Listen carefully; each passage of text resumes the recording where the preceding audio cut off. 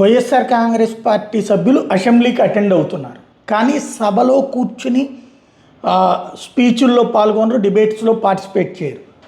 సభకి మరి ఎందుకు వెళ్తారు అంటే ఇక్కడ ఎవరి ఆస్పెక్ట్ వాళ్ళది. ప్రశ్నోత్తరాలు అయితే అడుగుతున్నారు. ఆ ప్రశ్నోత్తరాలు అడగడానికి సభలోకి వెళ్ళినప్పుడు అక్కడ రిజిస్టర్లో సంతకం పెడతారు. ఆ తర్వాత ప్రశ్న వేస్తారు. ఆ ప్రశ్నకి సమాధానం మంత్రిది ఆన్సర్ వస్తుంది రికార్డులో. అట్లాంటి టైంలో వాళ్ళు డిబేట్ చేయొచ్చు, వాళ్ళు క్వశ్చన్ చేయొచ్చు, మళ్ళీ సబ్ క్వశ్చన్స్. కానీ వాళ్ళు సభలో ఉండరు. బట్ యాజ్ ఫర్ నామ్స్ అయితే వాళ్ళు ఉన్నట్టు అటెండెన్స్ రికార్డ్ అవుతుంది.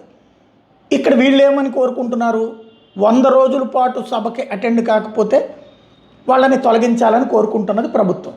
అయ్యన్న పాత్రుడు గారు చాలా కసిగా ఉన్నారు, రఘురామకృష్ణరాజు గారు అంతకంటే కసిగా ఉన్నారు. జగన్తో పాటు అందరినీ అనర్హత వేటు వేయాలి. జగన్ అయితే అటెండ్ కావట్లేదు. వీళ్ళు మాత్రం అట్లా వచ్చి సంతకాలు పెట్టి వెళ్తున్నటువంటి సందర్భం.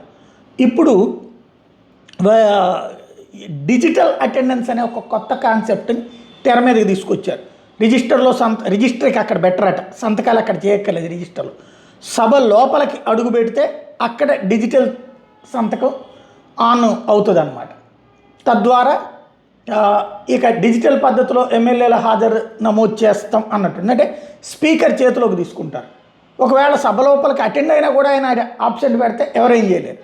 లేదా వాళ్ళకి కేటాయించిన బల్ల దగ్గర కూర్చున్నప్పుడు అక్కడ అటెండెన్స్ బటన్ నొక్కాలి అంటే కనుక నో ప్రాబ్లం. ఏదైనా సరే వైసీపీ వాళ్ళని ఎలా అయినా అనర్హత వేటు వేసి ఏడిపించాలన్నటువంటిది ఇటు అధికార పక్షంది.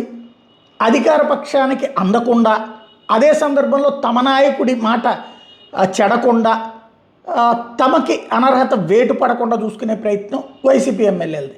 ఇంకో పక్కన బొత్స సత్యనారాయణ తాజాగా చెప్పారు, రేపు కాకుండా ఎల్లుండి శాసనసభ పక్ష సమావేశం, ఆ రోజున సభకి అటెండ్ అవ్వాలా లేదా అన్నది నిన్నైతే ఏదో ఒకరోజు అటెండ్ అవుతారు అన్నటువంటి మాట చెప్పుకొచ్చారు. ఇప్పుడు ఏ సంగతి అన్నది నిర్ణయం శాసనసభ పక్ష సమావేశంలో తీసుకుంటామని చెప్తున్నారు బొత్స.